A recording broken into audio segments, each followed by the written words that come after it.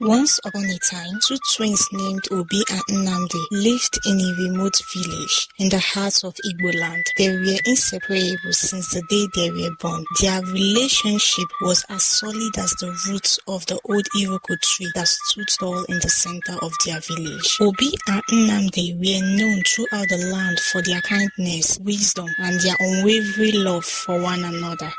They did everything together, from taking care of their family's farm to playing games under the moonlight. Their parents frequently talked about the strength and brightness of their twin boys, expressing their pride in their sons. The villagers would gather around their little hut and listen carefully as the stories of Obi and Nnamdi's adventures spread through the community. Because of these tales, the twins became well known and admired in the community. However, destiny had it that their unshakable relationship was soon put to the test. Adaeze, a stunning princess, lived in the same village. With eyes that glittered like the brightest stars and flawless skin, she was the jewel of the kingdom, since it was believed that whoever married her would become the king of the kingdom. Many young men from all over the region came to ask for her hand in marriage. One fateful day, as Obi and Nnamdi were walking through the market, they caught sight of Princess Adaeze. Her beauty took their breath away, and from that moment on, their hearts were filled with a longing that they have never known before. Obi and Nnamdi had never competed against each other for anything. They had always shared everything, including their dreams and aspirations. But Adaeze's beauty and the promise of kingship planted the seed of hatred between them. Each brother was determined to win her love and the throne. The villagers soon noticed the changes in the twins.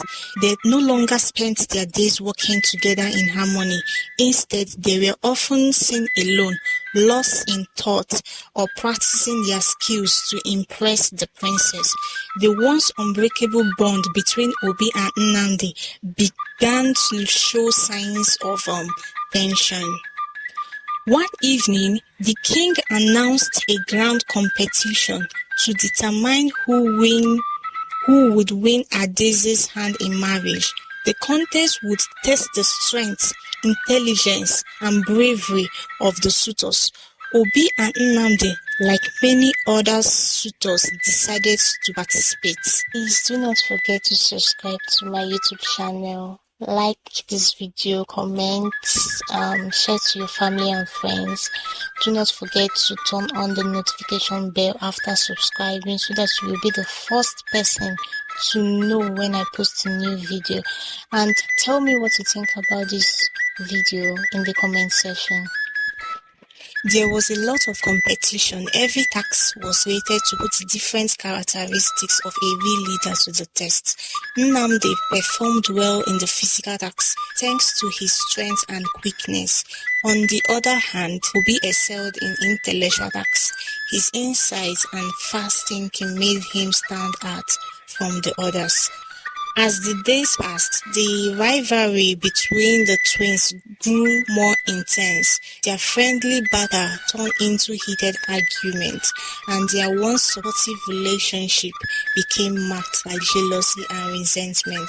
The villagers who had once admired their unity now watched in sorrow as the twins drifted further apart. The final challenge of the competition was a test of bravery. The suitors were to venture into the forbidden forest, a place filled with danger and mystery. They were to retrieve a rare flower that bloomed only once a year at the heart of the forest.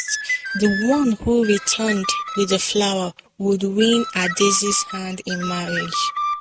Obi and Nnamdi headed out together on the day of the final challenge, each determined to prove their worth. The atmosphere got darker as they went further to the forest. The boys' anxiousness increased as a result of the thick jungle and the uncomfortable quietness between them. They came to a spot where an uncommon flower was in its full glory, its bright blooms sparkling in the dim light. At the same moment, the two brothers rushed for the flower, and in their struggle they fell into a deep pit that was hidden by the bushes. They got stuck and injured in the fall. In the pit, the twins had no choice but to confront their feelings. The walls of the pit echoed with their voices as they argued and blamed each other for their predicament. But as the hour passed, their anger subsided and they began to talk, real talk, for the first time in months. They recalled their childhood, their adventures, and the bond they once shared. They realized how foolish they had been to let their rivalry over Adaeze drive them apart. The love and respect they had for each other began to resurface, and they vowed to work together to escape the pit. Using their combined strength and intelligence, Obi and Nnamdi managed to climb out of the pit. They retrieved the flower and made their way back to the village, supporting each other every step of the way. However, as the night grew darker and the air colder, Nnamdi's old feelings of jealousy and greed resurfaced. He was tormented by the idea of sharing the kingdom and Adaeze's affection with Obi. It then fueled a dark plan in his heart. Nnamdi's steps slowed, and he turned to Obi with a conflicting expression. "Brother," he began, his voice shaking, "we have come so far together, but the truth is I want to be the king. I want Adaeze for myself." Obi looked at Nnamdi with a mix of sadness and understanding. "Nnamdi, we have just rediscovered our bond. Do not let jealousy destroy it again." However, Nnamdi had become hardened. Without warning, he attacked Obi, overpowering him with a strength fueled by jealousy and greed. Obi, taken by surprise and weakened by their earlier conversation, struggled but was unable to defend himself. With tears streaming down his face, Nnamdi buried his twin brother alive beneath the cold, hard earth, leaving him to perish in the darkness of the forest. Nnamdi, now carrying the flower alone, made his way back to the village. Sweaty and out of breath, he staggered into the square, holding up the rare flower as the villagers gathered around. "A bear attacked us," he lied, voice breaking while pretending to be upset. He said, "Obi fought bravely, but he did not make it." The villagers cried, their hearts heavy with sorrow for Obi's tragic fate. The king, deeply moved by Nnamdi's bravery and the tragic loss of his brother, declared Nnamdi the winner of the challenge. He would marry Princess Adaeze and be crowned the future king. The day of the wedding arrived, and the community rejoiced in a mood that was both happy and depressing.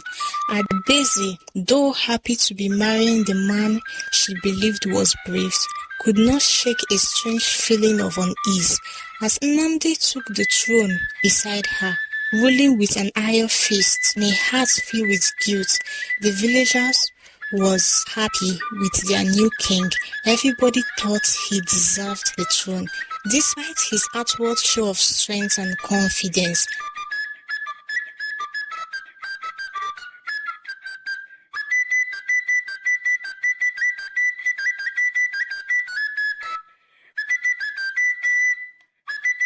Despite his outward show of strength and confidence, Nnamdi was haunted by the memory of his brother and the deed he had committed. He ruled harshly, perhaps as a way to suppress the constant shivering of his conscience. The villagers who had once admired the unity of the twins now lived under the shadow of Nnamdi's rule, which lacked the compassion and wisdom that Obi would have brought. Deep within the forest, the spirit of Obi did not rest. His body lay buried beneath the earth, but his spirit roamed the forest, crying out for justice. The forest, once a place of danger, and misery, now heard an even darker secret. The animals and the trees seemed to whisper Obi's name, and the villagers, though unaware of the full truth, felt an unsettling presence whenever they neared the forest. Years passed, and Nnamdi's guilt only grew heavy with each passing day. The weight of his action haunted his dream and shadowed his waking moments. He found no peace in his kingly duties, and the love he once sought from Princess Adaeze felt hollow and undeserved. Adaeze, now the queen, began to notice the change in Nnamdi. He was no longer the charming, confident man she had fallen in love with. Instead, he was a shadow of his former self. Often distant and quiet, she tried to reach out to him, but he kept his dark secret close, afraid that revealing the truth would destroy everything he had fought for. King Nnamdi started seeing his brother's ghost whenever he sat on the throne. The elders were confused and shocked by his fear for the throne. Each time he tried to sit, he would see his brother's ghost. Calamities began to befall the village. The rain refused to fall, crops started dying, and the hunger spread across the land. The rivers dried up, the villagers became emaciated, and the children fell sick due to lack of food. The elders and King Nnamdi searched for solutions, but the chief priest said that the causes were silent. However, King Nnamdi knew the real reason. He had murdered his brother for the throne. Everyone was clueless as to why the gods were punishing them. Queen Adaeze began to notice King Nnamdi talking to himself. She did not know that Nnamdi was begging his brother Obi's ghost for forgiveness. The queen and the servants started thinking that the King Nnamdi was mentally unstable because of the crisis and the rumors spreading in the palace. One day, a mysterious old woman arrived in the village. She was known as Mama Nkechi, a wise and wonderful seer who had lived in the forest for many years. Her arrival caused quite a stir, as she was rarely seen and even more rarely spoken to anyone. The villagers whispered among themselves, speculating about the reason for her sudden appearance. Mama Nkechi requested an audience with the king and the queen. Though uncertain, Nnamdi agreed to meet her, hoping that she might have some advice or blessing that could ease his troubled mind and the villagers' disaster. In the grand hall of the palace, Mama Nkechi stood before Nnamdi and Adaeze. Her eyes clouded with age, yet full of wisdom, seemed to see right through Nnamdi. She spoke in a voice that was both gentle and firm. Your Majesty, I have come to reveal a truth that has been hidden for too long. Nnamdi's heart raced. He felt a cold sweat break out on his forehead. What truth do you speak of, wise one? He asked, his voice trembling. The truth of the twins, Mama Nkechi replied. The truth of betrayal and buried secrets. Adaeze looked at Nnamdi with confusion and concern. What is she talking about, Nnamdi? Mama Nkechi continued. Years ago, in this very village, there were two brothers, inseparable and united in heart and soul. But jealousy and desire for power led one to betray the other. That betrayal had caused this land, and the spirit of the wronged twin cries out for justice. Nnamdi fell to his knees, unable to bear the weight of his guilt any longer. He confessed everything, from his jealousy of Obi to the night he buried his brother alive in the forest. Adaeze listened in shock, tears streaming down her face as the man she thought she knew unraveled before her. Mama Nkechi placed a hand on Nnamdi's shoulder. It is not too late to seek redemption. Nnamdi looked up at Mama Nkechi. His eyes filled with desperation. What can I do to atone for my sins, wise one? Mama Nkechi's expression softened. You must find where you buried your brother. dig out his remains and give him a proper burial. Only then will his spirit find peace and the curse of the land be lifted. With a heavy heart, Nnamdi agreed to undertake the journey. Adaeze, though hurt and betrayed, decided to accompany him, hoping to understand the man she had married and to help heal the wounds caused by his action. Together, they ventured into the forest, guided by Mama Nkechi's instructions and Nnamdi's fading memories of the fateful night. The forest seemed to resist their presence, as if the trees themselves were whispering accusations and reminders of the betrayals that had occurred. After hours of searching, they found the spot where Nnamdi had buried Obi. Nnamdi fell to his knees, tears streaming down his face as he began to dig with his bare hands. Adaeze joined him, her hands trembling, but she was determined. Please do not forget to subscribe to my YouTube channel, like this video, comment, share to your family and friends. Do not forget to turn on the notification bell after subscribing so that you will be the first person to know when I post a new video. And tell me what you think about this video in the comment section. As they dug, the forest seemed to grow silent, as if holding its breath in anticipation. Finally, they dig out the remains of Obi. Nnamdi heard the bones of his twin brother, his heart breaking with every sob. "I'm sorry, Obi," he whispered. "I was blinded by jealousy and greed. I will do whatever it takes to make this right." Together, Nnamdi and Adaeze carried Obi's remains back to the village. The villagers, having heard of their quest, gathered to witness the burial. With Mama Nkechi leading the ceremony, they gave Obi a proper burial, honoring his memory and acknowledging the deep bond he and Nnamdi once shared. As the final rites were performed, a gentle breeze swept through the village, carrying with it a sense of peace and closure. The curse that had plagued the land began to lift, and the villagers felt a renewed sense of hope and unity. Nnamdi stood by the grave, his heart heavy but his spirit lighter. He had taken the first steps towards redemption, but he knew his journey was far from over. He turned to Adaeze, who had stood by him despite everything.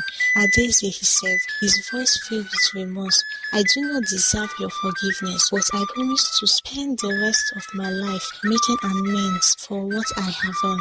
Adaeze looked at him, her eyes still filled with pain, but also a glint of hope. "Nnamdi, I do not know if I can ever fully forgive you, but I believe in second chances. We must rebuild our lives not just for us, but for the people of this village who have suffered because of our actions." With those words, they began the long process of healing. Nnamdi worked tirelessly to earn back the trust of his people, leading with humility and compassion. He sought counsel from Mama Nkechi, who guided him on the path of righteousness and wisdom. Years passed, and the village flourished under Nnamdi and Adaeze's rule. They became known for their fairness and kindness, their reign marked by prosperity and peace. The story of Obi and Nnamdi became a cautionary tale, reminding the future generations of the dangers of jealousy and the importance of brotherhood. In the twin light of their lives, Nnamdi and Adaeze stood by the grave of Obi, their palms interlocked. The village had gathered to honor the memory of the twin brothers, whose bond has been tested but ultimately triumphed over betrayal. As they stood there, the sun setting behind the iroko tree, Nnamdi felt a deep sense of peace. He had spent his life making amends, and though the guilt never fully left him, he had done everything to honor his brother's memory. The spirit of Obi, finally at rest, watched over the village, knowing that the love and unity he and Nnamdi once shared would continue to guide their people for generations to come. Please do not forget to subscribe to my channel. Like and comment on the video.